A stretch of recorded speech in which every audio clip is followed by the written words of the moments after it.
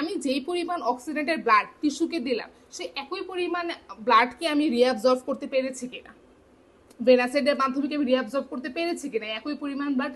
না, পারিনি। এখানে কিছু এক্সেস আমাদের হচ্ছে ফ্লুইড হচ্ছে আমাদের টিস্যুতে রয়ে যাবে যেগুলোকে আমি রিঅ্যাবজর্ব করতে পারিনি। ওই এক্সেস ফ্লুইডগুলো কি যদি আমাদের টিস্যুতে অ্যাকুমুলেট হয়, টিস্যুতে যদি জমে যায়, তাহলে কি কি হবে? আমাদের ইডিমা ডেভেলপ করবে। কি ডেভেলপ করবে? আমাদের ইডিমা ডেভেলপ করবে। কেন ইডিমা?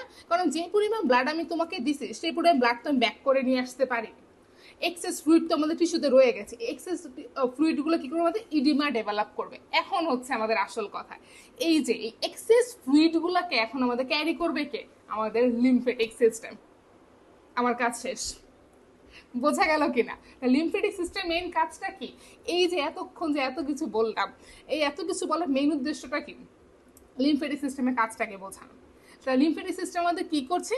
এই যে টিস্যুতে যে এক্সেস ফ্লুইডটা রয়ে গেল, যেটা হচ্ছে আমাদের রিঅ্যাবজর্ব হইতে পারলো না, ওই এক্সেস ফ্লুইডগুলোকে আমাদের সার্কুলেশনে ব্যাক করা। এটা হচ্ছে আমাদের লিম্ফেটিক সিস্টেমের মেইন কাজ। বোঝা গেল তো? এইবার আসলে লিম্ফেটিক সিস্টেমকে পড়বো।